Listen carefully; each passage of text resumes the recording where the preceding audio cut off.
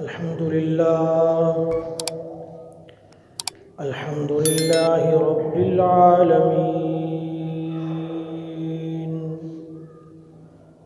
والعاقبة للمتقين،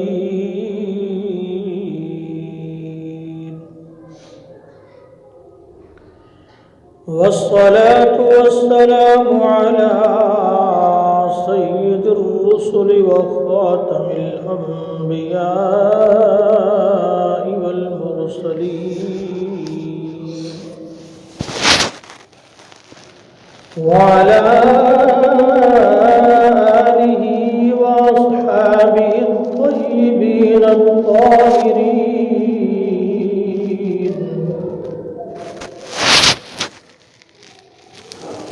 لا سيما على الخلفاء الراشدين المهديين،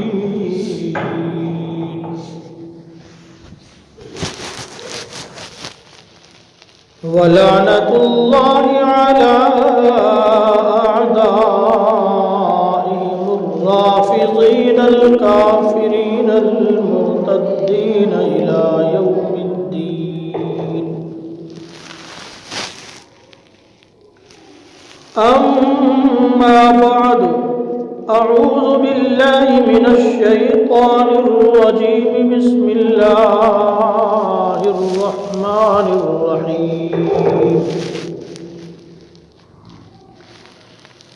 إن الله وملائكته يصلون على النبي، يا أيها الذين آمنوا صلوا عليه وسلموا تسليما. قال النبي صلى الله عليه وسلم: من صلى علي مرة واحدة صلى الله عليه عشرا. وقال النبي صلى الله عليه وسلم: البخيل الذي ذكرت عنده فلم يصل علي.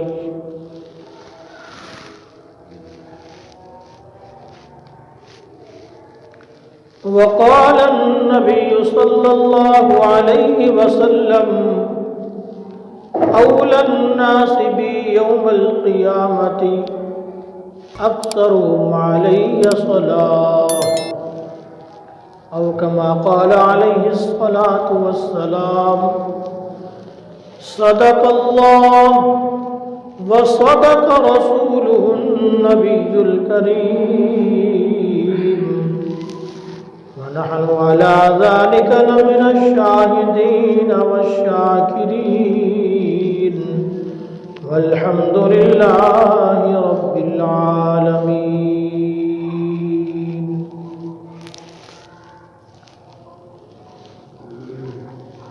انتہائی واجب الاحترام، قابل سعد احترام میرے ہم مذہب و ہم مشن ساتھیوں اور اصحاب رسول صلی اللہ علیہ وسلم سے تعلق رکھنے والے غیور مسلمانوں،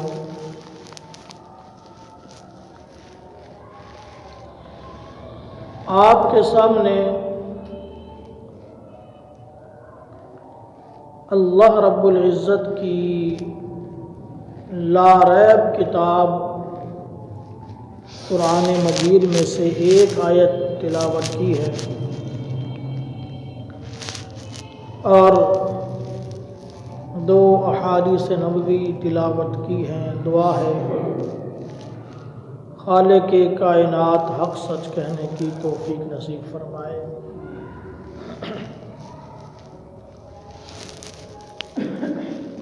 گزشتہ مسلسل کئی جمعوں سے نبی کریم صلی اللہ علیہ وآلہ وسلم کی عظمت کے مختلف پہلوؤں پر بات چل رہی ہے۔ تو آج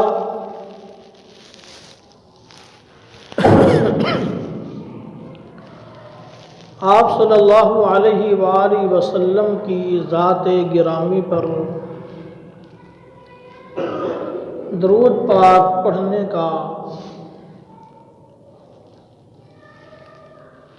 صلاۃ و سلام بھیجنے کے متعلق کچھ باتیں عرض کرنی ہیں کہ آپ صلی اللہ علیہ وآلہ وسلم محسن کائنات ہیں، اپنی امت کے لیے شفیق تھے، مہربان تھے۔ کسی موڑ پر، کسی موقع پر آپ صلی اللہ علیہ وسلم نے اپنی امت کو بھلایا نہیں، حتیٰ کہ پیدا ہوئے تب بھی امت کی فکر تھی، جوانی میں، بچپن میں، لڑکپن میں اپنی امت کی فکر تھی، اور دنیا سے جاتے جاتے بھی اپنی امت کی فکر فرما رہے ہیں، اور حتیٰ کہ روز قیامت بھی اپنی امت کی سفارش کرنے کے لیے کھڑے ہو جائیں گے۔ یہ آپ صلی اللہ علیہ وسلم کے اپنی امت پر بہت سارے احسانات ہیں کہ جن کی بدولت ہمیں دین ملا، قرآن ملا، نماز ملی۔ آج ہم جو کلمہ توحید کے قائل ہیں، دین کے ساتھ کچھ نہ کچھ وابستگی ہے، سب آپ صلی اللہ علیہ وسلم کی محنتوں کا، آپ کی قربانیوں کا نتیجہ ہے۔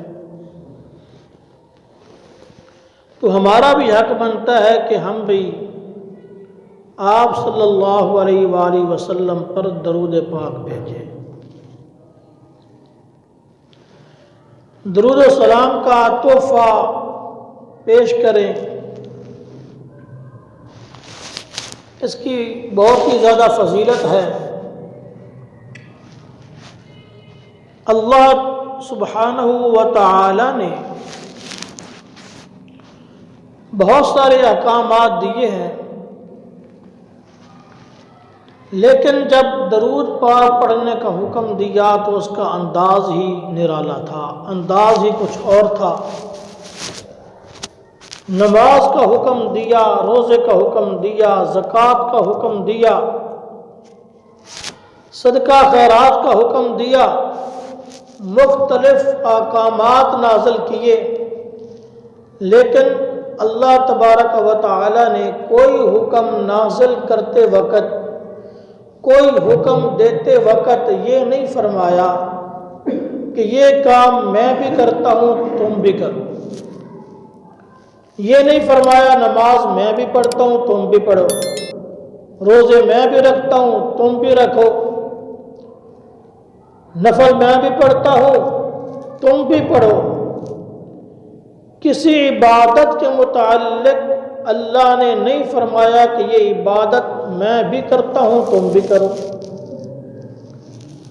واحد عمل ہے آپ صلی اللہ علیہ وآلہ وسلم کی ذات اقدس پر درود پاک بھیجنے کا، کہ جب اس کی باری آئی تو اللہ نے فرمایا کہ میں اور میرے فرشتے بھی اپنے پیغمبر پر درود بھیجتے ہیں، لہذا اے مسلمانوں تم بھی صلاۃ و سلام بھیجا کرو۔ یہ عمل میں بھی کرتا ہوں تم بھی کرو۔ یہ الگ بات ہے کہ اللہ کے، فرشتوں کے اور انسانوں کے درود پاک بھیجنے میں، پڑھنے میں فرق ہے۔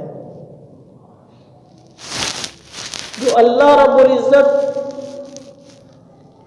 آپ صلی اللہ علیہ وسلم پر صلاۃ و سلام بھیجتے ہیں تو اس کا مطلب یہ ہے کہ اللہ اپنی رحمتوں کا اپنے پیغمبر پر نزول فرماتے ہیں۔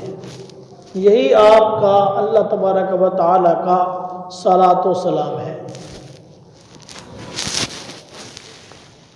اور انسان یہ اللہ سے درخواست کرتے ہیں کہ یا اللہ تو اپنے پیغمبر صلی اللہ علیہ وسلم پر رحمت بھیج، سلامتی نازل فرما، تو یہ انسانوں کا درود شریف ہے۔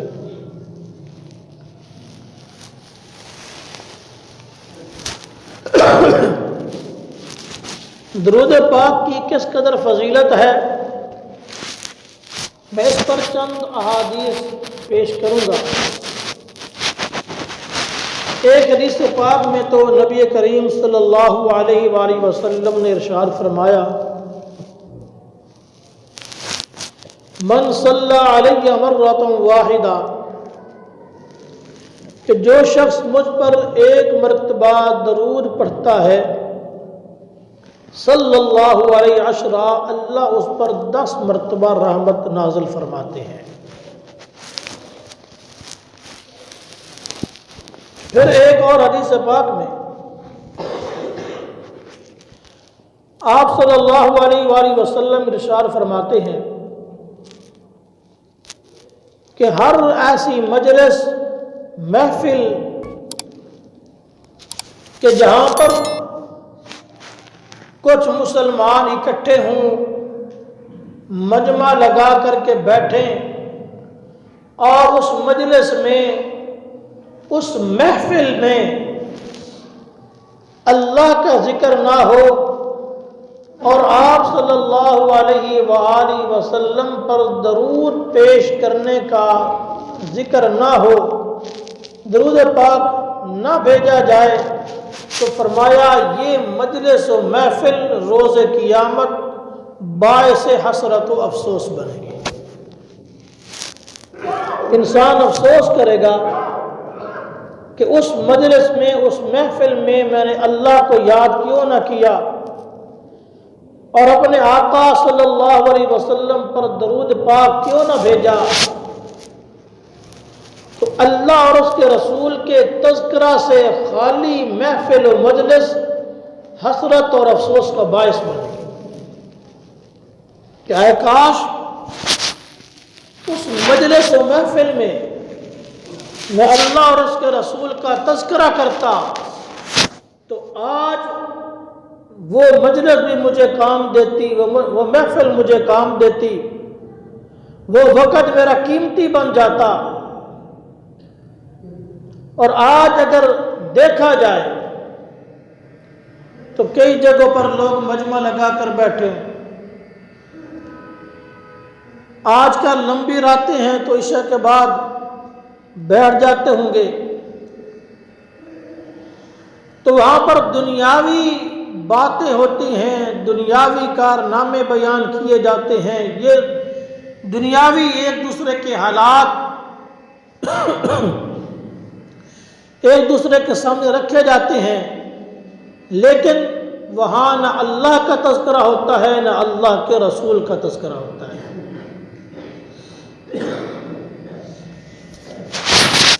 تو یہ محفل و مجلس انسان کے لیے خسارے کا باعث بنتی ہے۔ جہاں مجمع لگا کر کے بیٹھے،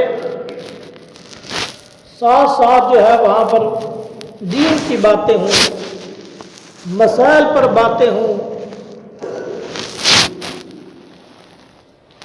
ایک اور حدیث پاک میں آتا ہے، نبی کریم صلی اللہ علیہ وآلہ وسلم نے ارشاد فرمایا، اول الناس بی یوم القیامت اکثرہم علی صلاۃ۔ آج ہم خواہش تو رکھتے ہیں، تمنا تو رکھتے ہیں کہ روز قیامت آپ صلی اللہ علیہ وسلم کے پڑوس میں جگہ نصیب ہو، لیکن جس عمل کی بنا پر آپ کا پڑوس نصیب ہوگا، آپ کی صحبت نصیب ہوگی، آپ کا ساتھ نصیب ہوگا، وہ عمل ہم نہیں کرتے۔ تو آپ علیہ السلام نے ارشاد فرمایا کہ اول الناس بی یوم القیامہ،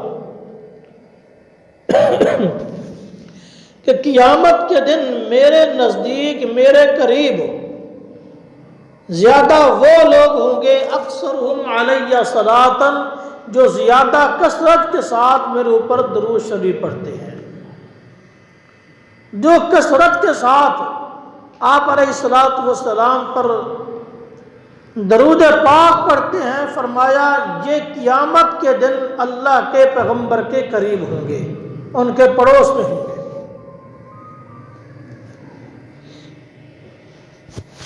حضرت عبد الرحمن بن عوف رضی اللہ تعالی عنہ ارشاد فرماتے ہیں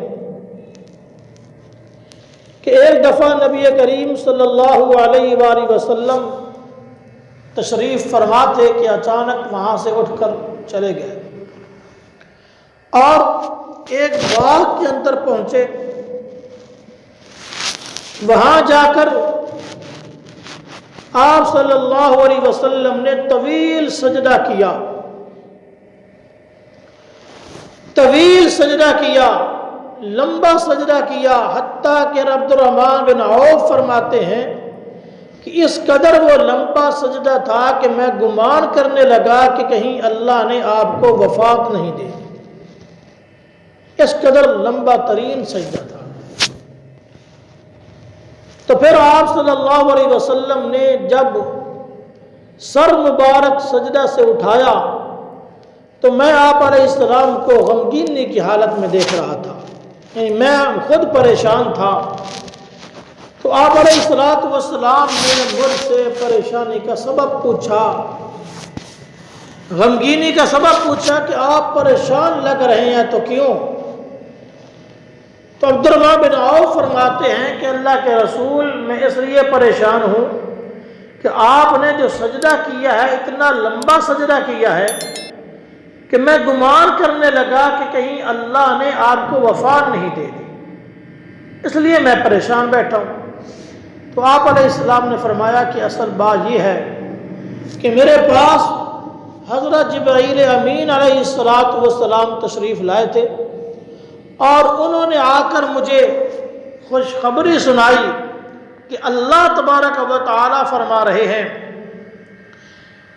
کہ آپ کی امت میں سے جو شخص آپ پر ایک مرتبہ صلات بھیجے گا اللہ اس پر 10 مرتبہ رحمت نازل فرمائیں گے، جو آپ پر ایک مرتبہ سلامتی کی دعا کرے گا اللہ اس پر 10 مرتبہ سلامتی نازل فرمائیں گے۔ تو فرمایا کہ اس بات نے مجھے بہت خوش کیا ہے، تو میں اللہ کا شکر بجا لانے کے لیے، اللہ کا شکر ادا کرنے کے لیے میں نے یہ اتنا طویل اور لمبا سجدہ کیا ہے کہ اللہ کا شکر ادا کروں کہ اس نے مجھے بہت بڑی یہ نعمت عطا فرمائی ہے۔ اور اس کے ساتھ ساتھ آپ نے فرمایا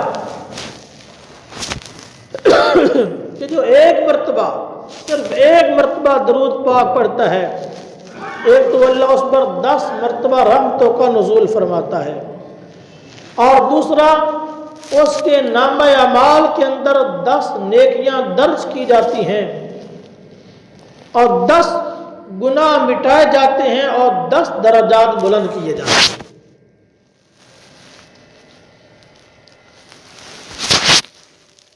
ایک اور حدیث پاک میں حضرت صحابہ کرام رضوان اللہ تعالی علیہم اجمعین نے سوال کیا جب یہ آیت مبارکہ نازل ہوئی، ان اللہ ملائکتہ یصلون علی النبی یا ایھا الذین آمنوا صلوا علیہ وسلموا تسلیما، جب یہ آیت مبارکہ نازل ہوئی تو صحابہ کرام نے پوچھا کہ یا رسول اللہ صلی اللہ علیہ وسلم، آپ پر سلام بھیجنے کا طریقہ تو اللہ نے ہمیں سکھا دیا ہے کہ ہم آپ پر سلام کیسے بھیجیں۔ التحیات میں السلام علیک ایھا النبی ورحمۃ اللہ وبرکاتہ ہم پڑھتے ہیں، تو فرمایا کہ اللہ نے ہمیں آپ پر سلام بھیجنے کا طریقہ تو بتا دیا ہے، آپ پر صلات پڑھنے کا، درود پڑھنے کا طریقہ کار کیا ہے؟ تو آپ علیہ السلام نے ارشاد فرمایا کہ جب تم میرے اوپر درود پاک پڑھو، صلوات بھیجنا چاہو تو یوں پڑھو اللہم صلی علی محمد وعلی آل محمد کما صلیت علی ابراہیم وعلی آل ابراہیم انک حمید مجید، اللہم بارک علی محمد وعلی آل محمد کما بارکت علی ابراہیم وعلی آل ابراہیم انک حمید مجید۔ یہ درود پاک ہم ہر نماز میں پڑھتے ہیں، درود ابراہیمی کے نام سے مشہور ہے۔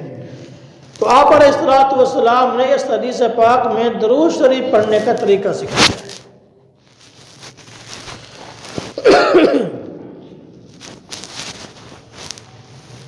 اور ایک اور حدیث پاک میں آتا ہے، حضرت ابی بن کعب رضی اللہ تعالیٰ عنہ فرماتے ہیں، میں نے اللہ کے رسول سے پوچھا کہ اللہ کے رسول، اگر میں آپ پر درود و سلام بھیجنا چاہوں تو کس قدر بھیجوں؟ تو آپ علیہ السلام نے فرمایا کہ جتنا تیرا دل کرے کثرت کے ساتھ میرے اوپر درود شریف پڑھ۔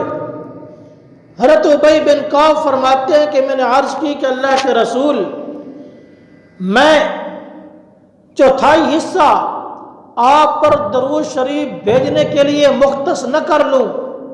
آپ علیہ السلام نے فرمایا ٹھیک ہے، فَإِنْ زِدْتَ فَهُوَ خَيْرٌ لَكَ، اگر تو میرے اوپر درود شریف پڑھنے کا وقت زیادہ اور کر لے، بڑھا لے تو اور زیادہ بہتر ہوگا۔ تو ابی بن کعب نے کہا کہ یا رسول اللہ صلی اللہ علیہ وسلم، کیا میں آپ کے لیے، آپ پر درود شریف پڑھنے کے لیے آدھا وقت مختص نہ کر لوں؟ تو آپ علیہ السلام نے فرمایا یہ بھی ٹھیک ہے، فَإِنْ زِدْتَ فَهُوَ خَيْرٌ لَكَ، لیکن اگر تو درود شریف کا وقت اور مزید بڑھا دے تو آپ کے لیے زیادہ بہتر ہے۔ ابی بن کعب نے کہا کہ اللہ کے رسول صلی اللہ علیہ وسلم، کیا میں پورے وقت میں سے 2/3 آپ پر درود شریف پڑھنے کے لیے مختص نہ کر لوں؟ آپ علیہ السلام نے پھر وہی جملے ارشاد فرمائے، فَإِنْ زِدْتَ فَهُوَ خَيْرٌ لَكَ، کہ اگر تو وقت اور بڑھا لے تو تیرے لیے اور زیادہ بہتر ہے۔ تو ابی بن کعب نے کہا کہ اللہ کے رسول، کیا میں سارا وقت آپ پر درود شریف بھیجنے کے لیے مختص فرما دوں؟ تو آپ علیہ السلام نے ارشاد فرمایا کہ اگر تو سارا وقت میرے اوپر درود شریف پڑھنے کے لیے مختص کر لے گا تو پھر اس کا فائدہ کیا ہوگا؟ اللہ تیری تمام حاجات کو بن مانگے پورا کرے گا اور اللہ تیری زندگی کے گناہوں کو معاف فرما دے گا۔ اس لیے یہ نہ سوچا جائے کہ اگر میں درود شریف ہی پڑھتا رہوں تو اللہ سے اپنی حاجات کیسے مانگوں، اپنی مشکلات کے حل کا سوال کیسے کروں۔ نہیں، ہم درود شریف بھیجیں گے، اللہ بن مانگے عطا کرتا رہے گا، ہماری خواہشات اور ہماری تمناؤں کو بن مانگے پورا کرتا رہے گا۔ اس لیے آپ علیہ السلام نے فرمایا کہ جب بھی تجھے فرصت ملے میرے اوپر درود شریف پڑھتا رہے۔ پھر آپ علیہ السلام نے درود شریف بھیجنے کا خود طریقہ سکھلایا ہے کہ تم اللہ کے سپرد کرو۔ دیکھو ہم گناہ گار ہیں، ہم خطا کار ہیں، ہم ڈائریکٹ آپ علیہ السلام پر درود بھیجیں تو یہ اور بات ہے۔ ہم اللہ سے درخواست کریں اللہم صلی علی محمد، اے اللہ تو اپنے آقا پر، اے اللہ تو اپنے پیغمبر پر درود سلام بھیج، تو یہ زیادہ بہتر ہوگا کہ یا اللہ ہماری اوقات نہیں ہے، ہماری اتنی پاکیزہ زبان نہیں ہے کہ ہم تیرے پیغمبر پر خود درود بھیجیں، یا اللہ تو ہی اپنے پیغمبر پر درود پاک بھیج۔ آپ علیہ السلام نے خود سکھلایا ہے، اور بلکہ ایک حدیث پاک میں تو آپ علیہ السلام نے فرمایا کہ جو شخص یہ درود پاک اللہم صلی علی محمد وانزلہ المقعد المقرب عندک یوم القیامہ، فرمایا جو شخص یہ درود پاک کثرت کے ساتھ پڑھتا ہے وجبت لہو شفاعتی، ایسے شخص کی سفارش کرنا میرے اوپر واجب ہو جاتا ہے کہ میں ایسے شخص کی ضرور سفارش کروں گا روز قیامت۔ تو جہاں پر درود شریف پڑھنے کے فضائل ہیں تو نہ پڑھنے کی وعید بھی ہے۔ آپ علیہ الصلوۃ والسلام نے ایک حدیث پاک میں ارشاد فرمایا، البخیل الذی ذکرت عنده فلم یصلی علی، کہ اصل بخیل اور کنجوس وہ آدمی ہے کہ جس کے سامنے میرا نام لیا جائے اور وہ میرے اوپر درود شریف نہ بھیجے۔ ایسے آدمی کو اللہ کے پیغمبر نے بخیل قرار دیا ہے۔ تو لہذا جب بھی کسی محفل میں بیٹھیں اور وہاں پر آپ صلی اللہ علیہ وسلم کا نام آئے تو نام سن کر فوراً صلی اللہ علیہ وسلم پڑھنا چاہیے، آپ پر درود شریف بھیجنا چاہیے، ورنہ اللہ کے پیغمبر نے بخیل قرار دیا ہے۔ تو گرامی قدر سامعین، اس درود پاک کی بہت بڑی فضیلت ہے۔ قاضی ثناء اللہ پانی پتی رحمۃ اللہ تعالی علیہ نے اپنی تفسیر مظہری کے اندر ایک حدیث نقل کی ہے کہ روز قیامت اللہ تبارک و تعالی ایک شخص کے اعمال کو تولے گا، وزن کرے گا، اس کے نیک اعمال کم ہو جائیں گے، اللہ اس کے لیے جہنم کا فیصلہ کر دے گا۔ فرشتے اس کو لے کر کے جہنم کی طرف جا رہے ہوں گے کہ ادھر سے حضرت آدم علیہ السلام کھڑے ہوں گے اور وہ بلائیں گے، بیٹا محمد صلی اللہ علیہ وسلم۔ آپ علیہ السلام کو پکاریں گے، بلائیں گے، آپ علیہ السلام جواب دیں گے، جی ابا حضور حکم فرمائیے۔ حضرت آدم علیہ السلام کہیں گے کہ دیکھیے اللہ نے آپ کے ساتھ وعدہ کیا آپ کی امت کو جنت میں بھیجے گا، وہ دیکھیے آپ کا ایک امتی جہنم کی طرف جا رہا ہے۔ آپ علیہ السلام فرشتوں کو کہیں گے میرے امتی کو ایک مرتبہ واپس لاؤ۔ فرشتے کہیں گے کہ جب ہمیں اللہ کا حکم ہوتا ہے پھر ہم اللہ کے حکم کی تعمیل میں تاخیر نہیں کیا کرتے۔ اللہ کے پیغمبر پھر اللہ سے درخواست کریں گے کہ یا اللہ میری اس امتی کو ایک مرتبہ واپس بلایا جائے۔ اللہ رب العزت اس بندے کو واپس بلائیں گے۔ اللہ کے پیغمبر کہیں گے کہ یا اللہ اس کے اعمال کو دوبارہ تولا جائے، اس کے اعمال کا دوبارہ وزن کیا جائے، لہٰذا پھر میزان عدل قائم کیا جائے گا، اس کے برے اعمال کو ایک پلڑے میں رکھا جائے گا، اس کے نیک اعمال کو دوسرے پلڑے میں رکھا جائے گا، لیکن نیکیوں والا پلڑا ہلکا ہوگا۔ اللہ کے پیغمبر ایک پرچی نکالیں گے، کاغذ نکالیں گے، وہ کاغذ کا ٹکڑا اس کے نیکیوں والے پلڑے کے اندر رکھ دیں گے، جس کی وجہ سے وہ نیکیوں والا پلڑا بھاری ہو جائے گا۔ اللہ رب العزت اس کے بارے میں جنت کا فیصلہ فرما دیں گے، اس کو مغفرت کا سرٹیفکیٹ دے دیں گے۔ اب وہی شخص جو جہنم میں جا رہا تھا، صرف کاغذ کا ایک ٹکڑا اس کے نیکیوں والے پلڑے کے اندر آتا ہے، اس کا نیکیوں والا پلڑا بھاری ہو جاتا ہے اور وہ جنت کا مستحق بن جاتا ہے۔ تو وہ امتی، وہ بندہ آپ علیہ السلام سے عرض کرے گا کہ آپ اپنا مجھے تعارف کروائیے، آپ کون ہیں؟ آپ نے میرے اوپر احسان کیا، آپ نے کاغذ کا ایک ٹکڑا میرے نیکیوں والے پلڑے کے اندر رکھا ہے اور میری بخشش ہو چکی ہے، وضاحت تو کریں۔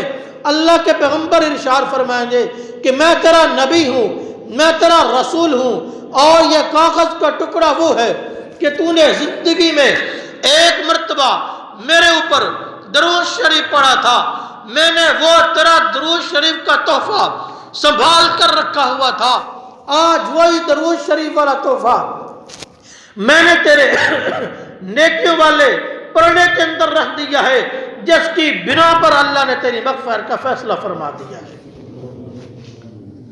اب یہ فضیلت ہے ایک مرتبہ درود شریف پڑھنے کی، تو جو کثرت کے ساتھ پڑھتا ہے کتنی بڑی فضیلت کا حامل ہوگا۔ اور ساتھ ساتھ عقیدہ بھی بیان کر دوں،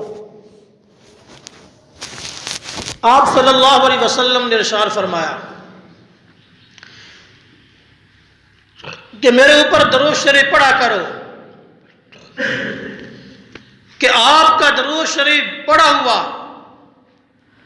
مجھے پہنچایا جاتا ہے، تم جہاں کہیں بھی ہو، زمین کے جس کونے پر ہو مجھے پہنچایا جاتا ہے۔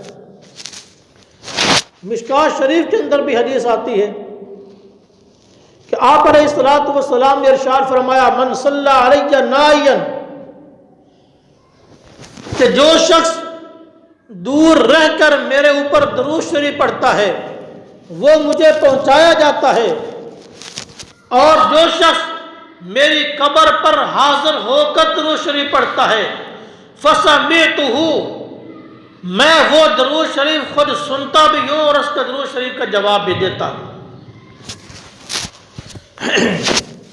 اور حتیٰ کہ ایک حدیث پاک میں تو آپ صلی اللہ علیہ وسلم نے ارشاد فرمایا کہ جو شخص درود شریف پڑھتا ہے اس کا اور اس کے والد کا نام لے کر مجھے درود شریف پہنچایا جاتا ہے کہ فلاں بن فلاں نے آپ پر درود شریف پڑھا ہے۔ اب ذرا غور کرو کہ جب کسی مسلمان کا اور اس کے والد کا نام لے کر اللہ کے پیغمبر کو کہا جائے کہ فلاں بن فلاں آپ پر درود شریف پڑھ رہا تھا، تو آپ علیہ الصلوۃ والسلام کس قدر خوش ہوتے ہیں، اور اس انسان کی کس قدر فضیلت ہوتی ہے، اس کا اللہ کے ہاں کس قدر مقام ہوتا ہے کہ اللہ کے پیغمبر کی خدمت میں اس کا پڑھا ہوا درود شریف پہنچایا جا رہا ہے، اور وہ بھی اس کا اور اس کے والد کا نام لے کر پہنچایا جا رہا ہے۔ آپ علیہ السلام نے فرمایا ما بین بیتی و منبری روضۃ من ریاض الجنہ، کہ میرا گھر اور یہ جو منبر کی جگہ ہے یہ درمیان کا ٹکڑا، فرمایا یہ روضۃ من ریاض الجنہ، جنت کے حصوں میں سے ایک حصہ ہے، جنت کے باغوں میں سے ایک باغ ہے۔ تو جہاں پر آپ علیہ الصلوۃ والسلام آرام پذیر ہیں یہ جنت کا ٹکڑا ہے، یہ جنت کا ٹکڑا ہے۔ اب جنت میں مردے جاتے ہیں یا کہ زندہ جاتے ہیں یہ انسان خود فیصلہ کر سکتا ہے۔ پھر آپ علیہ السلام کہ یہ حدیث پاک میں فرما رہے ہیں کہ مجھے درود شریف پہنچایا جاتا ہے، اور جو میری قبر پر آ کر پڑھتا ہے اس کا درود شریف میں خود سنتا بھی ہوں، جواب بھی دیتا ہوں۔ ایک اور حدیث پاک ہے، صحابہ کرام نے عرض کیا کہ یا رسول اللہ صلی اللہ علیہ وسلم جب آپ دنیا سے رخصت ہو جائیں گے تو آپ پر ہم درود شریف پڑھیں گے، آپ پر کیسے پہنچایا جائے گا؟ فرمایا ان اللہ حرم علی الارض ان تاکل اجساد الانبیاء، کہ اللہ نے زمین پر حرام کر دیا ہے کہ وہ انبیاء کے جسموں کو کھائیں۔ زمین کی مٹی انبیاء کے جسموں پر اثر انداز نہیں ہوتی۔ اللہ کے انبیاء کا تو بڑا درجہ ہے، یہ تو شہیدوں کا بھی درجہ ہے، ان پر بھی مٹی اثر نہیں کرتی۔ اولیاء اللہ کا بھی یہی درجہ ہے، ان پر مٹی اثر نہیں کرتی، ان کا کفن بھی میلا نہیں ہوتا۔ اس لیے آپ علیہ السلام نے فرمایا کہ میرے رخصت ہونے کے بعد بھی درود شریف پڑھو گے تو مجھے پہنچایا جائے گا۔ اور آپ نے فرمایا الانبیاء احیاء فی قبورہم یصلون، فرمایا سب کے سب انبیاء اپنی اپنی قبروں میں زندہ ہیں اور نمازیں پڑھتے ہیں۔ اور ویسے بھی یہ تو قرآن کا فیصلہ ہے، وَلَا تَحْسَبَنَّ الَّذِينَ قُتِلُوا فِي سَبِيلِ اللَّهِ أَمْوَاتًا فرمایا جو اللہ کے راستوں میں شہید ہو جائے ان کو مردہ مت کہو، بل احیاء عند ربہم یرزقون، وہ زندہ ہیں، اللہ کے ہاں سے رزق بھی حاصل کرتے ہیں۔ یہ شہید کا مقام ہے قبر میں، اور نبی کا مقام زیادہ ہوتا ہے سب سے بڑھ کر، باقی ساری کائنات انبیاء کے بعد ہے۔ اگر قبر کے اندر شہید کو زندہ تسلیم کیا جائے اور اللہ کے نبی کو معاذ اللہ مردہ تسلیم کیا جائے تو پھر قبر میں جا کر شہید کا مقام بڑھ گیا اور اللہ کے نبی کا کم ہو گیا۔ یہ کیسی ذہنیت ہے؟ یہ کس نے پٹی پڑھائی ہے؟ یہ کس نے عقیدہ سمجھایا ہے کہ قبر میں جا؟ قرآن تو کہتا ہے وَلَلْآخِرَةُ خَيْرٌ لَكَ مِنَ الْأُولَىٰ، کہ ہر آنے والی گھڑی، ہر آنے والا لمحہ گزرے ہوئے لمحہ سے آپ کے لیے زیادہ بہتر ہے۔ جیسے جیسے لمحات گزرتے جاتے ہیں اللہ کے پیغمبر کی عظمت بڑھتی چلی جاتی ہے، اللہ کے پیغمبر کا مقام بڑھتا چلا جاتا ہے۔ تو اگر پیغمبر کو قبر میں مردہ تسلیم کیا جائے تو پھر اللہ کے پیغمبر کا مقام قبر میں جا کر بڑا تو ہی ہے، وہ تو کم ہو چکا ہے۔ پھر زندہ تو روح کا کنیکشن تو ہر انسان کے ساتھ ہوتا ہے، کیونکہ قبر میں اگر انسان نیک ہے تو اس کو ثواب پہنچتا ہے۔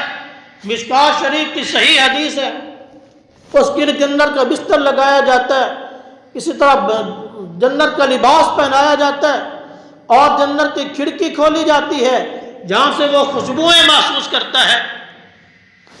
تو اگر روح کا کنیکشن ہی انسان کے ساتھ تسلیم نہ کیا جائے تو پھر یہ خوشبو محسوس کرنا، کیا پتھر کو جو ہے خوشبو محسوس ہوتی ہے، دیوار کو خوشبو محسوس ہوتی ہے؟ نہیں، ان میں روح نہیں ہے۔ تو اگر روح کا کنیکشن ہی تسلیم نہ کیا جائے تو بہت ساری احادیث کا انکار لازم آتا ہے، جن احادیث میں میت کے ثواب اور عذاب کا تذکرہ ہے۔ تو آپ علیہ السلام پر درود شریف پڑھنے کا میرا آج کا عنوان تھا، جس کے متعلق میں نے کچھ احادیث آپ کے سامنے رکھی ہیں۔ درود شریف پڑھنے کا معمول بنا لیں روزانہ کے طور پر، چاہے صبح ایک تسبیح، شام ایک تسبیح پڑھ لیں، یہ بھی بہت بڑی بات ہے۔ اگر اس سے زیادہ کر لیں یہ بھی بہت بڑی بات ہے۔ انسان فارغ بیٹھا ہے، آپ علیہ السلام پر درود شریف پڑھا تھا۔ پھر ایک تو میں نے آپ کو درود شریف پڑھ کر سنایا، اللہم صلی علی محمد وانزلہ المقعد المقرب عندک یوم القیامہ۔ اس کی فضیلت بتائی ہے کہ آپ نے فرمایا جو یہ درود شریف کثرت کے ساتھ پڑھتا ہے اس کے لیے میری سفارش واجب ہو جاتی ہے۔ اور مختصر درود شریف ہے صلی اللہ علیہ وسلم، صلی اللہ علیہ وسلم، مختصر درود شریف۔ اگر اس کی ایک تسبیح پڑھ جائے صرف 5 منٹ لگتے ہیں، 5 منٹ میں 100 مرتبہ درود شریف پڑھ لیا جائے، منٹ صرف 5 لگے ہیں لیکن وہ بہت زیادہ ہمارے لیے قیمتی بن گئے ہیں۔ مختصر درود شریف ہے، اس کے اندر جو ہے صلات بھی آ جاتی ہے، سلام بھی آ جاتا ہے، صلی اللہ علیہ وسلم۔ اللہ رب العزت کثرت کے ساتھ آپ علیہ السلام پر درود شریف بھیجنے کی، پڑھنے کی توفیق نصیب فرمائے۔ وآخر دعوانا الحمدللہ رب العالمین۔